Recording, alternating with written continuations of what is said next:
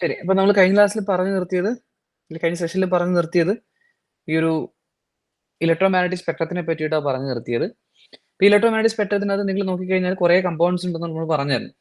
ഈ കമ്പോണൻസിൽ ഞാനൊരു 3 ആൾക്കാരെ ഇങ്ങോട്ടേക്ക് പറയാനായിട്ട് പോകാം. അല്ലെങ്കിൽ ഒരു കുറച്ചുകൂടി ഞാൻ ഒന്ന് ബ്രോഡായിട്ട് ഒന്ന് പറയാൻ പോവാണ്, ഒന്നുകൂടെ ഒന്ന് റെപ്രസെന്റ് ചെയ്യാൻ പോവാണ്. സെയിം ലൈൻസിൽ ഒന്നുകൂടെ വരയ്ക്കുകയാണ്. ഇവിടെ നമുക്ക് വിസിബിൾ ലൈറ്റ് ഉണ്ട്.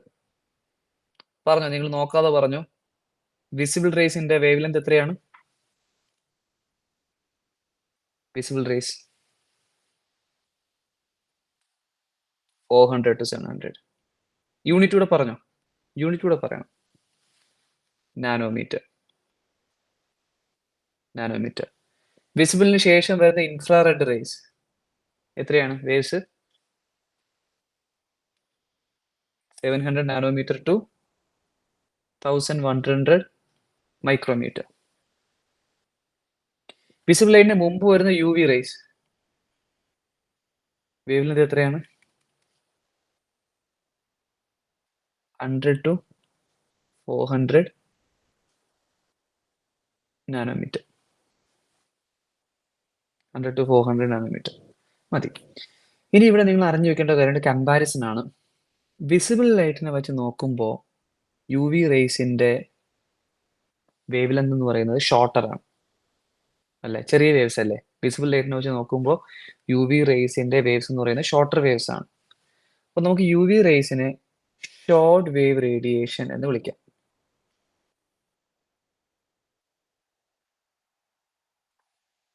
ഷോർട്ട് വേവ് റേഡിയേഷൻ എന്ന് വിളിക്കാം.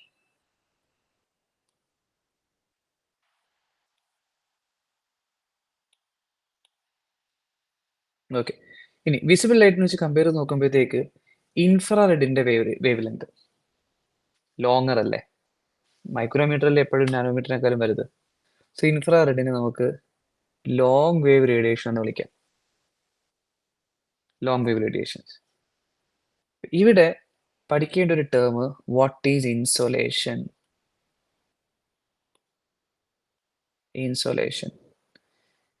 ഇൻസോലേഷനെ കുറച്ചുകൂടെ ഒന്ന് എക്സ്പാൻഡ് ചെയ്ത് കഴിഞ്ഞാൽ it is incoming solar radiation. Incoming solar radiation. So what does incoming solar radiation consist of? This is the question. Incoming solar radiation consists of short wave radiations plus visible rays plus long wave radiation. In other words, it consists of UV rays, visible rays plus IR rays. Equal കോമ്പോസിഷനിലാണോ എന്ന് ചോദിച്ചു കഴിഞ്ഞാൽ അല്ല.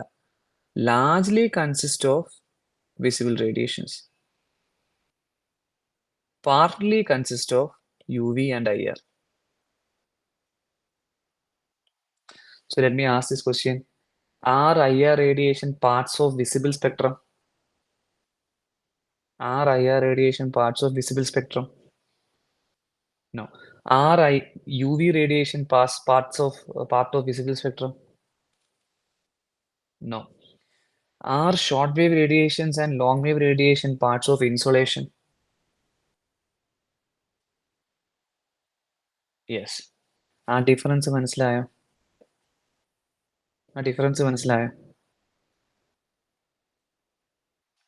Hope you remember 2023's PYQ. ഞാൻ 2023 ചെയ്തൊരു analysis video കണ്ടായിരുന്നു. 23 questions ചെയ്തൊരു analysis video ചെയ്തിട്ടുണ്ട് യോഡ AS വേണ്ടിയിട്ട്. നിങ്ങൾ കണ്ടിട്ടുണ്ടായിരുന്നു? ഓക്കെ. അതിൽ ഈ ഒരു ക്വസ്റ്റ്യൻ ഓർക്കുന്നുണ്ടോ? IRന്റെ ഒരു ക്വസ്റ്റ്യൻ. ഈ ഒരു പെർട്ടിക്കുലർ ക്വസ്റ്റ്യൻ ബേസിക്സ് ആണ് ചോദിക്കുന്നത്. ബേസിക്സ് അറിഞ്ഞു കഴിഞ്ഞാൽ ചെയ്യാൻ പറ്റുന്നതേ ഉള്ളൂ. മനസ്സിലായോ? അപ്പോൾ what is insolation? Insolation means incoming solar radiations. ഇവിടെ മനസ്സിലാക്കേണ്ട കാര്യം, ഇൻകമിങ് സോളാർ റേഡിയേഷൻസിൽ ഷോർട്ട് വേവ് റേഡിയേഷൻസ് ഉണ്ട്, വിസിബിൾ റേഡിയേഷൻസ് ഉണ്ട്, ലോങ് വേവ് റേഡിയേഷൻസ് ഉണ്ട്. ഷോർട്ട് വേവിലേക്ക് പോകുമ്പോഴത്തേക്ക് high energy low wavelength. ഇങ്ങോട്ടേക്ക് പോയി കഴിഞ്ഞാൽ ലോങ് വേവ് റേഡിയേഷൻസിലേക്ക് പോയി കഴിഞ്ഞാൽ high wavelength, low energy. ഒരു കാര്യം മാത്രം മനസ്സിലാക്കി വെച്ചേക്കുക. ഇവിടെ വേണമെന്നുണ്ടെങ്കിൽ നമുക്കൊരു ഫിഗർ കൂടി ആഡ് ചെയ്യാം.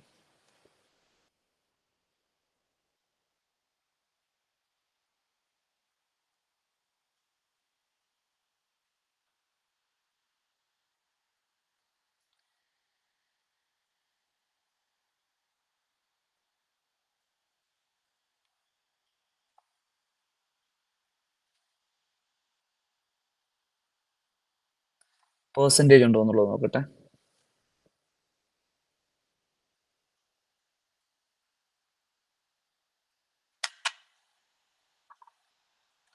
Percentage of UV in solar insolation. അതൊരു ഹെൽപ്ഫുൾ ഫാക്ട് ആയിരിക്കാം. 8%. 8%. So UV rays 8%. IR rays നോക്കട്ടെ. Percentage of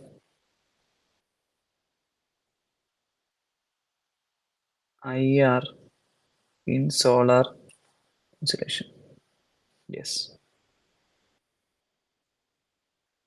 50%. Visible light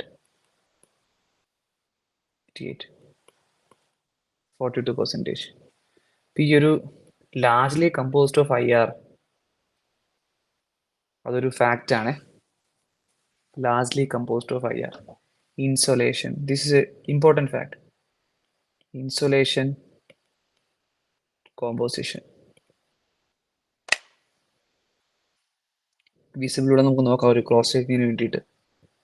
how much percentage of insolation is visible spectrum?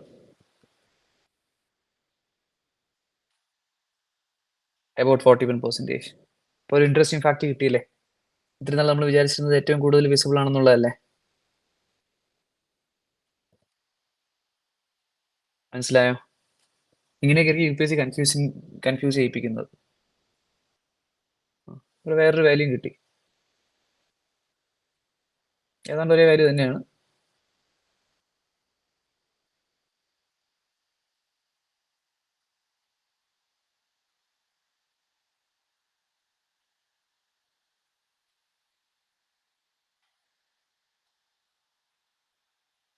വേണമെങ്കിൽ ഇതൊക്കെ ചോദിക്കാം.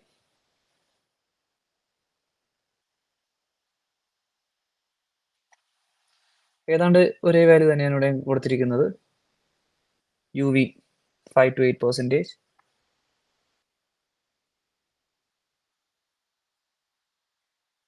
Visible light roughly 40%. Infrared more than 50%. ഈ മൂന്നെണ്ണം പഠിച്ചു വെച്ചേക്ക്. This is insulation. Okay.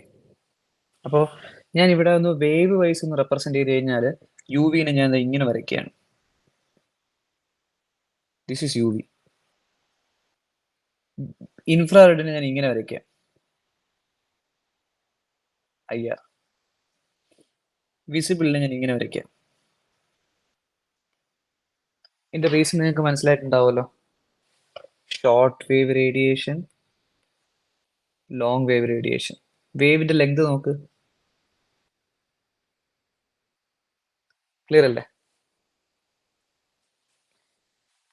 Okay എല്ലാവർക്കും? ശരി. ഇനി ഇവിടെ അറിയേണ്ട ഒരു കാര്യം എന്ന് പറയുന്നത്, ജസ്റ്റ് ഒരു കാര്യം എന്ന് പറയുന്നത് ഒരു കോറിലേഷൻ ആണ്. ഒന്ന് പഠിച്ചു വെച്ചിരുന്നാൽ മതി. When the energy of wave increases, it can penetrate surfaces. It can penetrate surfaces, but travel less distance. അതേപോലെ when the energy of wave decreases, it can travel more but can't penetrate surfaces. അതേപോലെ ഒരു point കൂടെ add ചെയ്ത് വെക്കാം. Ionising. Short wave radiations are ionizing. Long wave radiations are non-ionizing. So this is all about short wave radiations. This is all about long wave radiations. Long wave radiations. So എന്താണ് ionising non ionising എന്ന് പറഞ്ഞു കഴിഞ്ഞാൽ ഒരു atom ഇവിടെ ഉണ്ട്, ആറ്റത്തിന് ചുറ്റും electrons ഉണ്ട്. ഈ വേവ് റേഡിയേഷൻസ് വന്നു കഴിഞ്ഞാൽ ഇതിനകത്ത് ഇലക്ട്രോൺസിനെ റീപ്ലേസ് ചെയ്ത് അതിന് അയോൺ ആയിട്ട് മാറ്റാൻ കഴിയും. കെമിസ്ട്രിയാണ്. കെമിക്കൽ ചേഞ്ചസ് വരുത്താൻ പറ്റുന്നുള്ളത് പഠിച്ചാൽ മതി. അറ്റോമിക് ചേഞ്ചസ് വരുത്താൻ പറ്റുന്നത് പഠിച്ചാൽ മതി, മനസ്സിലായില്ല എന്നുണ്ടെങ്കിൽ. അത്ര ഇമ്പോർട്ടൻ്റ് അയോണൈസിങ്. അപ്പോൾ ഷോർട്ട് വേവ് റേഡിയേഷൻസിനെയാണ് അയോണൈസിങ് റേഡിയേഷൻസ് എന്ന് വിളിക്കുന്നത്. ലോങ് വേവ് റേഡിയേഷൻസിനെയാണ് നോൺ അയോണൈസിങ് റേഡിയേഷൻസ് എന്ന് വിളിക്കുന്നത്. ഇത്രയും പഠിച്ചാൽ മതി. ക്ലിയർ ആണോ? ഓക്കെ, ഇത്രയും ഓക്കെ ആണെന്നുണ്ടെങ്കിൽ നമുക്കിനി ഗ്രീൻ ഹൗസിലേക്ക് വരാം. ഇതാണ് ഈ എൻവയോൺമെന്റ് എന്ന് പറയുന്നത്. നമുക്ക് വേണമെങ്കിൽ വെറുതെ പറഞ്ഞു പോവാം. ഗ്രീൻ ഹൗസ് എഫക്റ്റ് എന്താണ്, ലോങ് വേവ് ഗ്ലോബൽ വാർമിംഗ് എന്താണെന്നുള്ളത് 10 മിനിറ്റ് പറഞ്ഞു തീർക്കാനുള്ള കാര്യമേ ഉള്ളൂ. പക്ഷെ കൺസെപ്റ്റ് അറിഞ്ഞ് പഠിച്ചു കഴിഞ്ഞാൽ ഈ സാധനം പിന്നെ മറക്കത്തില്ല. എന്താണ് അവിടെ സംഭവിക്കുന്നുള്ളത് മറക്കത്തില്ല. സോ അതുകൊണ്ടാണ് ഞാൻ ഇത്രയും എക്സ്റ്റെൻസീവായിട്ട് പോകുന്നത്. സോ ആ ഒരു ഐഡിയ ഒന്ന് മനസ്സിലാക്കി വെച്ചേക്കുക. സോ ഇനി അങ്ങനെയാണെങ്കിൽ നമുക്ക് ഗ്രീൻ ഹൗസ് എന്ന് പറയുന്ന കൺസെപ്റ്റിലേക്ക് പോവാം. ഗ്രീൻ ഹൗസ് എന്ന് പറയുന്നത് വേറൊന്നുമില്ല. ഒരു ഗ്രീൻ ഹൗസ് അല്ലെങ്കിൽ ഇതിനെ നമ്മൾ പോളി ഹൗസ് എന്ന് വിളിക്കും. ഗ്രീൻ ഹൗസ്, ഈ പോളി ഹൗസ് എന്ന് പറയുന്നത് ടെമ്പറേറ്റ് റീജിയനിൽ, യൂഷ്വലി ടെമ്പറേറ്റ് റീജിയൻസിൽ യൂസ് ചെയ്ത് വരുന്നതാണ്. അഗ്രികൾച്ചറിന് വേണ്ടിയിട്ട് യൂസ് ചെയ്യുന്ന ഒരു ഇൻഫ്രാസ്ട്രക്ചറാണ്. ടെമ്പറേറ്റ് റീജിയന്റെ ഒരു പ്രത്യേകത ലെസ് ഇൻസുലേഷൻ ആണ്. ലെസ് ഇൻസുലേഷൻ ആകുമ്പോഴത്തേക്ക് need to save heat energy.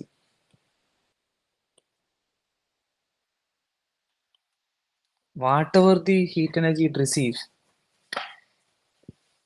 എർത്തിലേക്ക് വരുന്ന ഈ ഇൻസുലേഷൻ എത്രയാണോ അതിനെ കീപ്പ് ചെയ്ത് വെച്ചില്ല എന്നുണ്ടെങ്കിൽ സർഫസിൽ നിന്ന് റിഫ്ലക്ട് ചെയ്ത് പോകും. അപ്പോൾ റിഫ്ലക്ട് ചെയ്ത് പോയി കഴിഞ്ഞാൽ പ്ലാന്റ്സിന് വേണ്ട ഹീറ്റ് എനർജി കിട്ടില്ല. പ്ലാന്റ്സിന് വേണ്ട ഹീറ്റ് എനർജി കിട്ടില്ല എന്നുണ്ടെങ്കിൽ ഫോട്ടോസിന്തസിസ് നടക്കില്ല. അപ്പോൾ ഫോട്ടോസിന്തസിസ് നടക്കണമെന്നുണ്ടെങ്കിൽ അവിടെ എന്ത് വേണം, റേഡിയേഷൻസ് വേണം, അല്ലെങ്കിൽ ഹീറ്റ് എനർജി വേണം. ആ ഒരു ഹീറ്റ് എനർജി ഇവിടെ തന്നെ. ഇപ്പം ഇതിനകത്ത് ആ ഒരു കാര്യം ഇവിടെ പറയാൻ മറന്നുപോയി. ഇതിനുള്ളിൽ ഈ IR റേസ് ആണ് ഹെർത്തിനെ, അല്ലെങ്കിൽ ലോങ് വേവ് റേഡിയേഷൻ ആണ് ഹെർത്തിനെ ഹീറ്റപ്പ് ചെയ്യുന്നത്. ഹീറ്റപ്പ് എർത്ത് അറ്റ്മോസ്ഫിയർ, അതുകൂടി പഠിച്ചു വെച്ചേക്കുക. Long wave radiation heats up earth atmosphere. Okay, ഇവിടെ ആ വരുന്ന ലോങ് വേവ്, നമ്മുടെ ഉദ്ദേശം ലോങ് വേവ് റേഡിയേഷൻസിനെ, IR റേഡിയേഷൻസിനെ മാക്സിമം ഇവിടെ തന്നെ കീപ്പ് ചെയ്ത് അറ്റ്മോസ്ഫിയർ ഹീറ്റപ്പ് ചെയ്യുക. അതിന് വേണ്ടിയിട്ടുള്ള ഒരു സ്ട്രക്ചറാണ് ഗ്രീൻ ഹൗസ്. ഇവിടെ നോക്കിക്കഴിഞ്ഞാൽ വർക്ക് ചെയ്യുന്നത് ഇങ്ങനെയാണ്. നിങ്ങൾക്ക് ഇവിടെ ഇമേജ് കാണാൻ കഴിയും. സോളാർ റേഡിയേഷൻസിൽ പോയി കഴിഞ്ഞാൽ സോളാർ റേഡിയേഷൻസ് ആരൊക്കെ വരുന്നുണ്ടെന്ന് നോക്ക്. ലോങ് വേവ് റേഡിയേഷൻസ് വരുന്നുണ്ട്. ഓക്കെ, ഷോർട്ട് വേവ് റേഡിയേഷൻസ് വരുന്നുണ്ട്, വിസിബിൾ ലൈറ്റ് വരുന്നുണ്ട്. ഇത് നിങ്ങൾക്ക് പറയാൻ കഴിയും, തൊട്ട് മുമ്പ് പറഞ്ഞ കാര്യം വെച്ചിട്ട് പറയാനായിട്ട് കഴിയും. ലോങ് വേവ് റേഡിയേഷൻസ് ഇതാ ഇവിടെ കാണിച്ചിരിക്കുന്നത് വന്നിട്ട് ബൗൺസ് ചെയ്ത് പോകുന്നതായിട്ടാണ് കാണിച്ചിരിക്കുന്നത്. എന്തുകൊണ്ടായിരിക്കും? ആൽബിഡോ ഒന്നുമല്ല. ആൽബിഡോ ഒക്കെ നമുക്ക് പിന്നീട് പഠിക്കാം. തൊട്ട് മുമ്പ് പഠിച്ച കാര്യം വെച്ചിട്ട് പറഞ്ഞു നോക്ക്. ലോങ് വേവ് റേഡിയേഷൻസ് ഇത് this is actually transparent structure, അതുകൂടി മനസ്സിലാക്കുക. ട്രാൻസ്പാരന്റ് ഗ്ലാസ് അല്ലെങ്കിൽ പ്ലാസ്റ്റിക് സ്ട്രക്ചർ. ഇതിൽ കണ്ടിട്ടുണ്ടാവും പോളി ഹൗസ്. ഓക്കെ, എല്ലാവരും ആൻസർ പറഞ്ഞു. തൊട്ട് മുമ്പ് പറഞ്ഞില്ലേ ലോങ് വേവ് റേഡിയേഷൻസ് എന്ന് പറയുമ്പോഴത്തേക്ക് ലെസ് എനർജി, പക്ഷെ കൂടുതൽ ദൂരം ട്രാവൽ ചെയ്യാം. ലെസ് എനർജി ആകുമ്പോഴത്തേക്ക് അവർക്ക് എന്ത് ചെയ്യാൻ പറ്റില്ല, സർഫസ് പെനിട്രേറ്റ് ചെയ്ത് പോകാൻ പറ്റില്ല. സോ അവരെന്ത് ചെയ്യും, ദേ ഇവിടെ വന്നിട്ട് ബൗൺസ് ചെയ്ത് തിരിച്ചു പോകും. ഈ ഒരു ഫാക്ട് ക്ലിയർ ആണോ? ക്ലിയർ ആണോ? പക്ഷെ ലോങ് വേവ് റേഡിയേഷൻസ് എന്ന് പറയുമ്പോഴത്തേക്ക് അവർക്ക് മോർ എനർജി സർഫസ് പെനിട്രേറ്റ് ചെയ്ത് പോകാൻ കഴിയും. ഇതേ കണ്ടോ, സർഫസ് പെനിട്രേറ്റ് ചെയ്ത് അകത്തേക്ക് എത്തുന്നുണ്ടോ? ക്ലിയർ ആണോ? വിസിബിൾ ലൈറ്റും ദേ കണ്ടോ അകത്തേക്ക് വരുന്നു, പ്ലാന്റ്സിന് ആവശ്യമുള്ള വിസിബിൾ ലൈറ്റ് പ്ലാന്റ്സ് അബ്സോർബ് ചെയ്യുന്നു.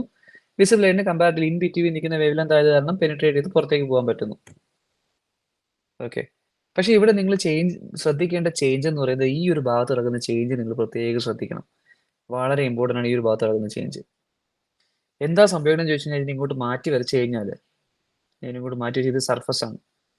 ഷോർട്ട് വേവ് റേഡിയേഷൻസ് എർത്തിലേക്ക് എത്തുകയാണ്, അല്ലെങ്കിൽ ആ സർഫസിലേക്ക് എത്തുകയാണ്, വന്ന് എർത്തിൽ ബൗൺസ് ചെയ്തു.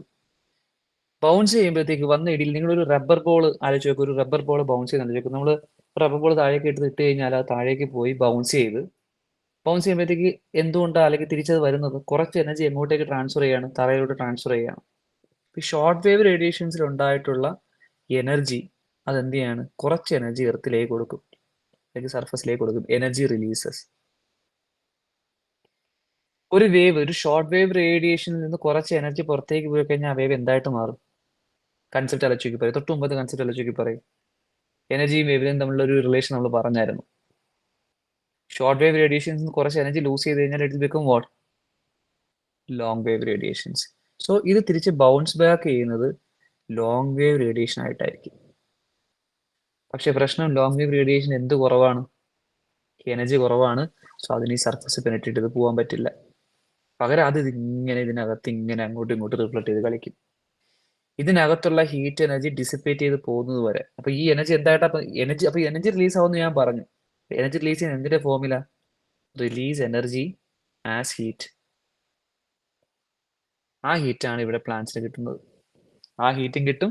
അൾട്ടിമേറ്റ്ലി ഈ ലോങ് വേവ് റേഡിയേഷൻസ് അതിന്റെ ഹീറ്റ് എനർജി ഇങ്ങനെ ഡിസിപ്പേറ്റ് ചെയ്ത് പോകുന്നവരെ അതിനകത്ത് നിൽക്കും. So that plants get heat energy. Clear?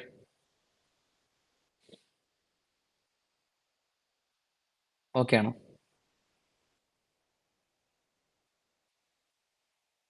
Okay. So ഈ ഒരു എഫക്റ്റിനെ വിളിക്കുന്ന പേരാണ്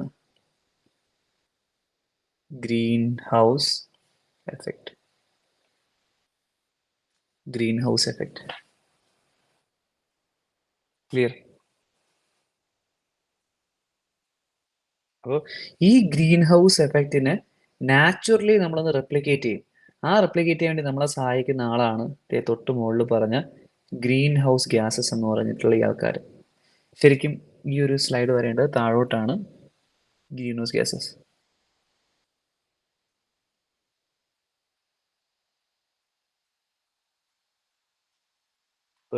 ഈ ഈ ചെയ്ത ജോലി എർത്തിന് ചുറ്റും ഒരു ബ്ലാങ്കറ്റ് ആയിട്ട് നിന്നുകൊണ്ട് ഈ ഒരു ജോലി എടുക്കുന്ന ആൾക്കാരെയാണ് ഗ്രീൻ ഹൗസ് ഗ്യാസസ് എന്ന് വിളിക്കുന്നത്. എർത്തിലേക്ക് ഇതേപോലെ എർത്തിനെ മൊത്തത്തിലൊരു പോളി ഹൗസ് ആയിട്ട് ആലോചിച്ച് നോക്കത്തെ.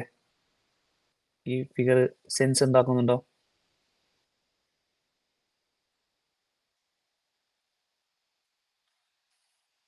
ഈ ഒരു ഫിഗർ ഇതിനെയാണ് നാച്ചുറൽ ഗ്രീൻ ഹൗസ് എഫക്റ്റ് എന്ന് വിളിക്കുന്നത്.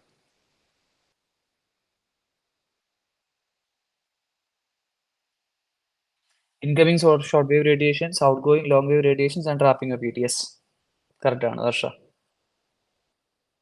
Natural greenhouse effect. ഇപ്പോഴെന്നുണ്ടെങ്കിൽ കുറച്ചൊരു ക്ലാരിറ്റി ഉള്ള ഡയഗ്രം തന്നു കഴിഞ്ഞാൽ working of greenhouse gases നമുക്ക് നോക്കാം.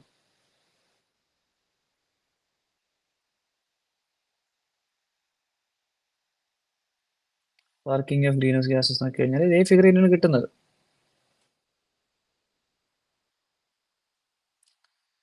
കുറച്ച് സിമ്പിൾ ആയിട്ടുള്ള ഡയഗ്രം ഉണ്ടോ നോക്കട്ടെ.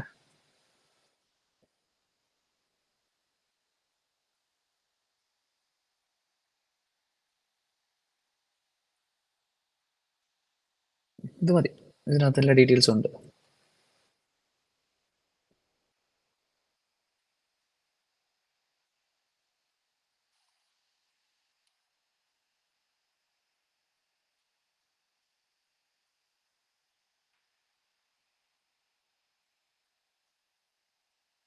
ഓക്കെ, വായിച്ചു നോക്കിയാൽ മതി.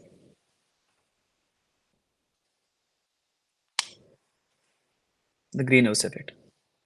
ഈ ജോലി എടുക്കുന്ന ആൾക്കാരെയാണ് ഗ്രീൻ ഹൗസ് ഗ്യാസസ് എന്ന് വിളിക്കുന്നത്. ഈ ഗ്രീൻ ഹൗസ് ഗ്യാസസ് ഉള്ളതുകൊണ്ടുള്ള അഡ്വാൻറ്റേജ് ഞാൻ പറഞ്ഞുതരാം. ഈ ഗ്രീൻ ഹൗസ് ഗ്യാസ് ഏതൊക്കെയാണെന്നുള്ളത് നമ്മൾ പറഞ്ഞായിരുന്നു.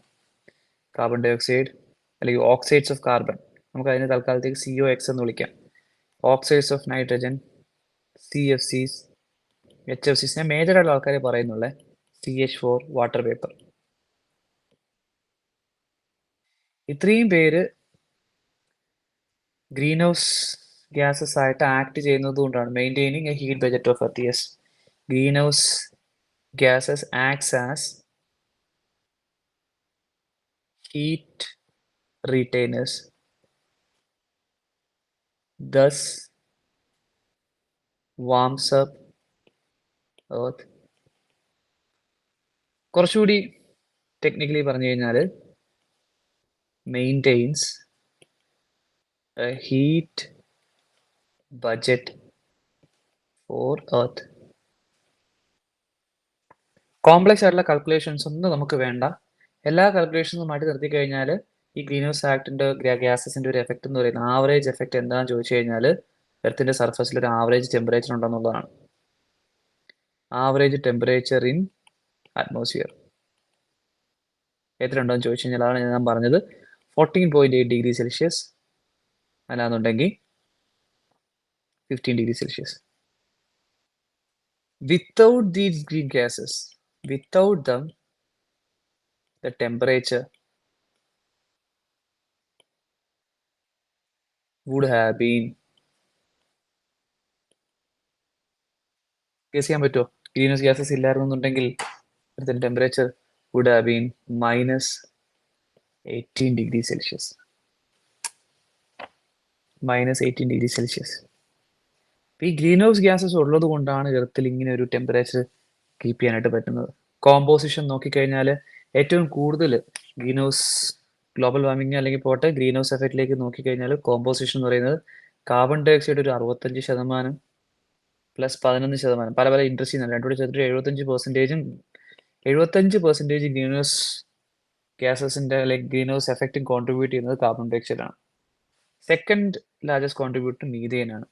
പിന്നെ വരുന്നത് നൈട്രസ് ഓക്സൈഡ് ആണ്. ഒരു ഓർഡർ നോക്കിക്കഴിഞ്ഞാൽ largest contributor carbon dioxide, then methane, then nitrous oxide. ഇതാണ് ടോപ്പ് 3 കോൺട്രിബ്യൂട്ടേഴ്സ്. ഇതുകൊണ്ടാണ് ഞാൻ പ്രത്യേകം എടുത്തു പറഞ്ഞത് ആരുടെ കോമ്പോസിഷൻ പഠിച്ചു വെക്കാൻ പറഞ്ഞത്, ആരുടെ പെർസെൻറ്റേജ് പഠിച്ചു വെക്കാൻ പറഞ്ഞത്. കാർബൺ ഡൈ ഓക്സൈഡിൻ്റെയും മീഥെയിൻ്റെയും, അറ്റ്ലീസ്റ്റ് കാർബൺ ഡൈ ഓക്സൈഡിൻ്റെ 421 ppm. കാർബൺ ഡൈ ഓക്സൈഡ് വെച്ച് നോക്കുമ്പോഴത്തേക്കും മീഥെയിൻ വളരെ കുറവാണ്, വളരെ കുറവാണ്. ഇനി ഇതിൻ്റെ റിസൾട്ട് എന്താണെന്നുള്ളത് ഇതിൻ്റെ അടുത്തൊരു ലെവലിലേക്ക് വരുമ്പോഴാണ് നമുക്ക് കാര്യങ്ങൾ മനസ്സിലാവുന്നത് കുറച്ചുകൂടി. ഗ്രീൻ ഹൗസ് ഗ്യാസ് അല്ലെങ്കിൽ ഗ്രീൻ ഹൗസ് എഫക്റ്റ് എന്താണെന്നുള്ളത് ഓക്കെ ആണോ? ഓക്കെ അല്ലേ? ശരി. ഇനി ഇവിടുന്ന് പതുക്കെ നമുക്ക് ഗ്ലോബൽ വാർമിംഗ് എന്ന് പറയുന്ന കൺസെപ്റ്റിലോട് പോകണം. ഗ്ലോബൽ വാർമിംഗ് എന്ന് പറയുന്നത് ഇത്രയേ ഉള്ളൂ. നിങ്ങൾ ആലോചിച്ച് നോക്കൂ, നമ്മൾ ഒത്തിരി ആക്ടിവിറ്റീസ് ചെയ്യുന്നുണ്ട്. ആക്ടിവിറ്റീസ് എന്ന് പറയുമ്പോഴത്തേക്കും നമ്മളത് industries,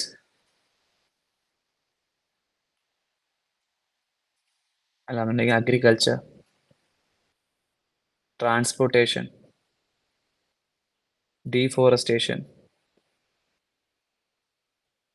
you name it, etcetera etcetera. ഇതൊക്കെ ചെയ്യുമ്പോൾ പുറത്തേക്ക് എമിറ്റ് ചെയ്യുന്നുണ്ട്?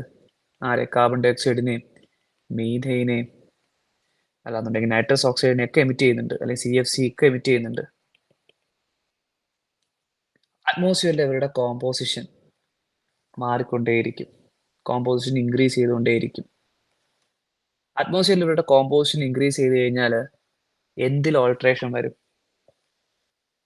Heat budget alters. Heat budget alters ചെയ്ത് കഴിഞ്ഞാൽ ഒബ്വിയസ്ലി അവരുടെ കോൺസെൻട്രേഷൻ കൂടുമ്പോഴത്തേക്ക് ഗ്രീൻ ഹൗസ് എഫക്റ്റ് കൂടുകയാണ് ചെയ്യുന്നത്. Greenhouse effect increases. Greenhouse gas effect കൂടിക്കഴിഞ്ഞാൽ എർത്തിന്റെ ആവറേജ് ടെമ്പറേച്ചർ 15 ഡിഗ്രി സെൽഷ്യസ് എന്നുള്ളത് 15.1 15.2 15.3 ഒക്കെ ആവാം.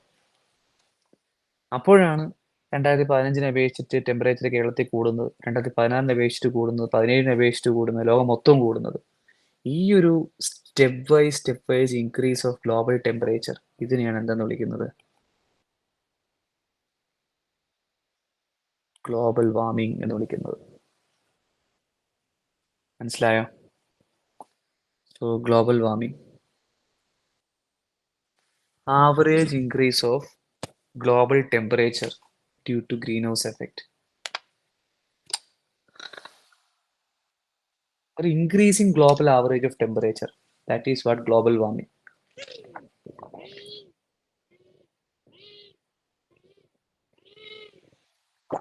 Increasing global average of temperature, this is known as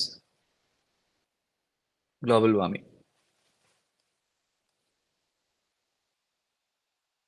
Clear? Okay.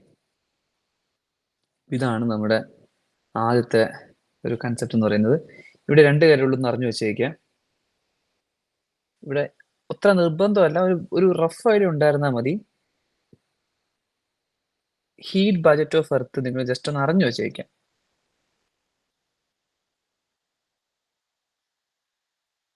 പഠിക്കണം നിർബന്ധമൊന്നുമില്ല, അറിഞ്ഞു വെച്ചേക്കാം. എത്ര വരുന്നുണ്ട് എത്ര പോകുന്നുണ്ട്, ഒരു സിമ്പിൾ ഡയഗ്രം അറിഞ്ഞു വെച്ചേക്കാം.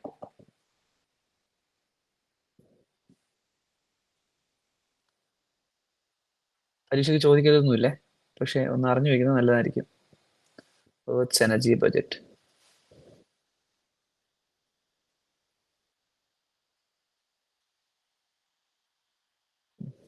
ജോഗ്രഫി ഓപ്ഷണൽ നോട്ട്സ് ആണിത്.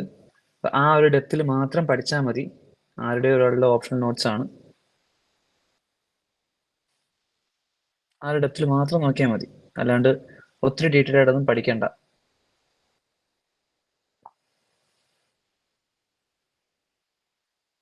ഒന്ന് അനലൈസ് ചെയ്ത് നോക്കാം നിങ്ങൾ.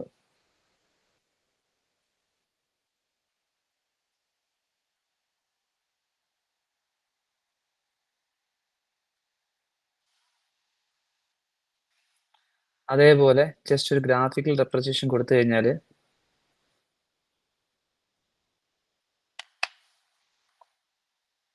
ഗ്രീൻ ഹൗസ് ഗ്യാസസിന്റെ ചേഞ്ചസ് നോക്കാം. Percentage change of GHGs in atmosphere, ഇതും കൂടി നോക്കി വെച്ചേക്കാം.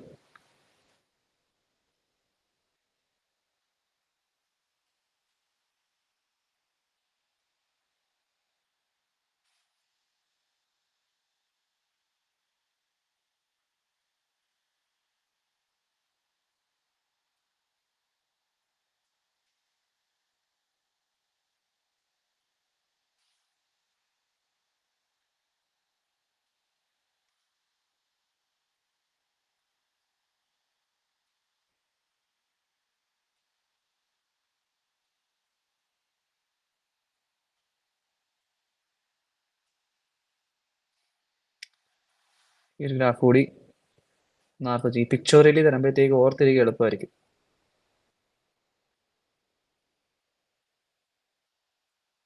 വേണ്ട, ഇതിന് ഗ്ലോബൽ വാർമിംഗ് പൊട്ടൻഷ്യലൊക്കെയാണ് പറയുന്നത്. പറയാം, ഇതൊരു പുതിയൊരു കൺസെപ്റ്റാണ് ഗ്ലോബൽ വാർമിംഗ് പൊട്ടൻഷ്യൽ. നമുക്ക് അടുത്തേക്ക് പറയാം.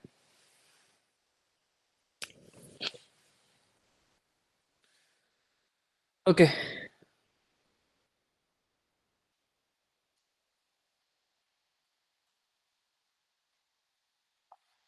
ക്ലിയർ ആണോ? ഇവിടെ നിങ്ങൾ കോൺട്രിബ്യൂഷൻ നോക്കിക്കഴിഞ്ഞാൽ, contribution of greenhouse gases നോക്കിക്കഴിഞ്ഞാൽ ഏറ്റവും കൂടുതൽ contribution carbon dioxide 75%, methane ഒരു 15%, നൈട്രസ് ഓക്സൈഡ് ഒരു 6%. ഈ കാർബൺ ഡൈ ഓക്സൈഡ് വരുന്ന ഏരിയാസ് എവിടെയൊക്കെയാണ് നിങ്ങൾക്കുള്ളത് അറിയാം. മീഥേൻ വരുന്നത് എവിടെയാണെന്നുള്ളത് നിങ്ങൾ അറിയാം, ഏതൊക്കെ ഏരിയാസ് വരും എന്നുള്ളത് നിങ്ങൾക്ക് അറിയാം. നൈട്രസ് ഓക്സൈഡ് മെയിനായിട്ട് ഓട്ടോമൊബൈലിൽ നിന്നൊക്കെയാണ് വരുന്നത്, ഇൻഡസ്ട്രീസിൽ നിന്നൊക്കെയാണ് വരുന്നത്. അപ്പോൾ ഏറ്റവും കൂടുതൽ കോൺട്രിബ്യൂട്ട് ചെയ്യുന്നത് കാർബൺ ഡൈ ഓക്സൈഡ് ആണ്, ഏറ്റവും കൂടുതൽ. ഇതുകൊണ്ടാണ് 421 ppm നിന്ന് കാർബൺ ഡൈ ഓക്സൈഡ് കുറച്ചെങ്കിലും കൂടിക്കഴിഞ്ഞാൽ അത്രയും എഫക്റ്റ് നമുക്ക് കിട്ടുന്നത്.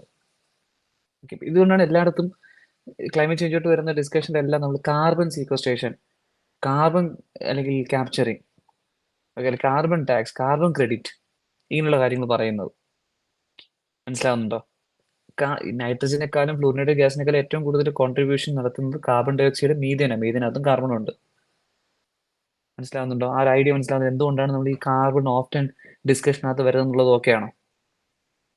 കാരണം ഏറ്റവും ലാർജസ്റ്റ് കോൺട്രിബ്യൂട്ടർ എന്ന് പറയുന്നത് കാർബൺ ഡൈ ഓക്സൈഡ് ആണ്. ക്ലിയർ? പക്ഷേ നമുക്ക് അവിടെയുള്ളൊരു ബ്ലെസ്സിങ് എന്ന് പറയുന്നത്, even though carbon dioxide is a largest contributor, carbon dioxide is not the most harmful gas individually. Okay. Individually,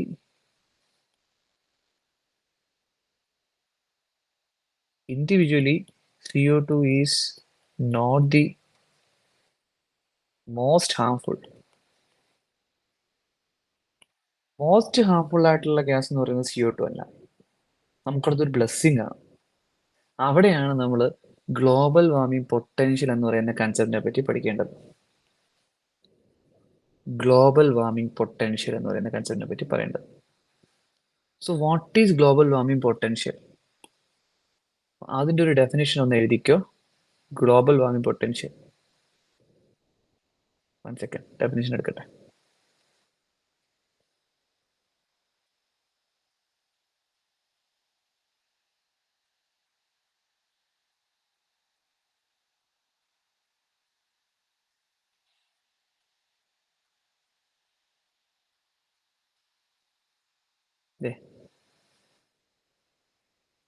ഇവിടെ ഡെഫിനേഷൻ കൊടുത്തിട്ടുണ്ട്. ഡെഫിനേഷൻ വേണമെന്നുള്ള ആൾക്കാർ എഴുതിയെടുത്തോ.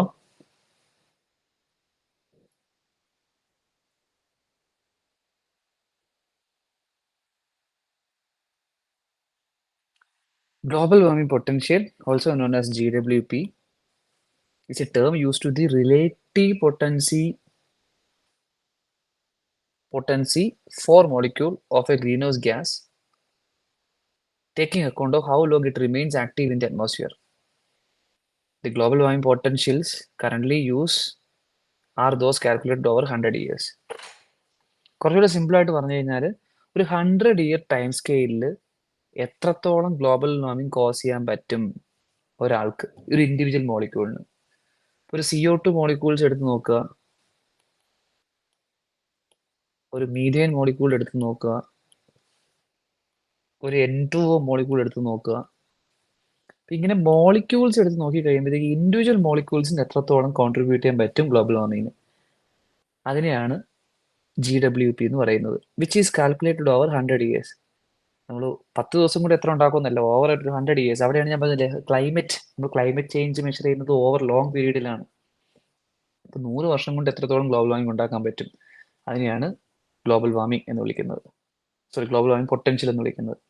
അങ്ങനെ ഇൻഡിവിജ്വൽ കപ്പാസിറ്റി നോക്കിക്കഴിഞ്ഞാൽ കാർബൺ ഡൈ ഓക്സൈഡിന് ഇൻഡിവിജ്വൽ കപ്പാസിറ്റി ഏറ്റവും കുറവാണ്. മീഥേനെ, നൈട്രസ് ഓക്സൈഡിനെ അല്ലെങ്കിൽ CFCനെ, HFCനെ ഒക്കെ വെച്ച് നോക്കുമ്പോഴത്തേക്ക് കാർബൺ ഡൈ ഓക്സൈഡിന്റെ GWP എന്ന് പറയുന്നത് വളരെ കുറവാണ്.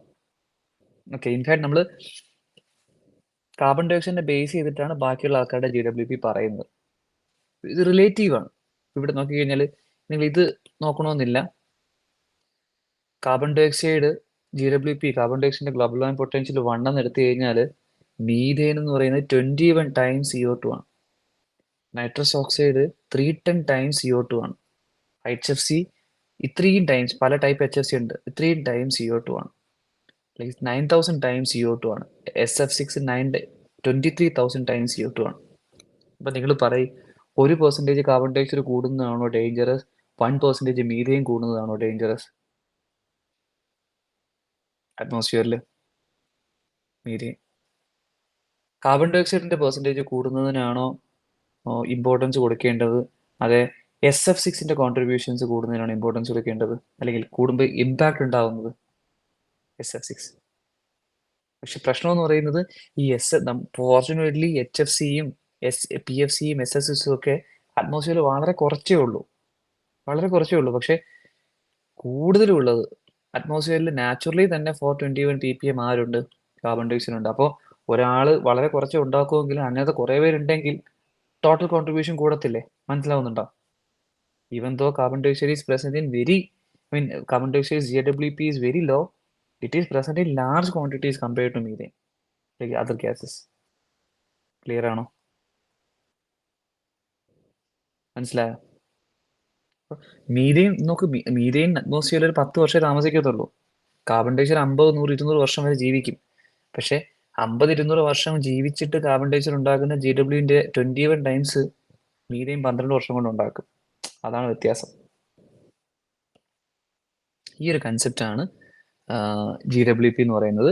ഇവിടെ നിങ്ങൾ പഠിക്കേണ്ടത് ഈ ഒരു ഓർഡർ ആണ് പഠിക്കേണ്ടത്. ഗ്ലോബൽ വാർമിംഗ് പൊട്ടൻഷ്യലിന്റെ ഈ ഒരു ഓർഡർ ആണ് പഠിക്കേണ്ടത്. ക്ലിയർ ആണോ? ശരി. അപ്പൊ നമ്മൾ ഇന്ന് പഠിച്ച കൺസെപ്റ്റ്, ഗ്ലോബൽ വാർമിംഗ് ഇന്ന് പഠിച്ചത് ഒരുപാട് ബേസിക്സ് എല്ലാം നമ്മൾ ക്ലിയർ ആക്കി. ഇനി അങ്ങോട്ട് ഇത്രയും ഡീറ്റെയിൽ ആയിട്ട് ബേസിക്സ് പറയേണ്ട സ്ഥലങ്ങളിൽ പറയാം. പക്ഷെ ഈ ഒരു ബേസിക്സ് നിങ്ങൾക്ക് തറവാണെന്നുണ്ടെങ്കിൽ ഇനി അങ്ങോട്ട് പറയാൻ പോകുന്ന കാര്യങ്ങളൊക്കെ ഈസിയാണ്. കൺസെപ്റ്റ്സ് ഇത്രേ ഉള്ളൂ. ഓക്കെ, ഗ്ലോബൽ വാർമിംഗ് ക്ലൈമറ്റ് ചേഞ്ചിന്റെ കൺസെപ്റ്റ് ഇത്രേ ഉള്ളൂ. ബാക്കിയെല്ലാം ഇതിന് ഫാക്ട്സ് ആണ്. റിലേറ്റീവ്ലി അത്ര ഇമ്പോർട്ടൻ്റ് ആയിട്ടുള്ള ഫാക്ടുകളും അല്ലെങ്കിൽ കൺസെപ്റ്റ് ഒന്നും അല്ല. പറഞ്ഞു പറഞ്ഞു പോകാനായിട്ട് പറ്റും. സോ ഐ ഹോപ്പ് ഇതുപോലുള്ള കാര്യങ്ങൾ ക്ലിയർ ആണല്ലേ? അങ്ങനെയാണെന്നുണ്ടെങ്കിൽ സൺഡേ എടുക്കാം. ഓക്കെ, സൺഡേ പറ്റുന്നുണ്ടെങ്കിൽ സൺഡേ എടുക്കാം, ഇല്ലെന്നുണ്ടെങ്കിൽ മൺഡേ എടുക്കാം. ഡൺ. അങ്ങനെയാണെങ്കിൽ എൻ്റെ ചെയ്യാണ്.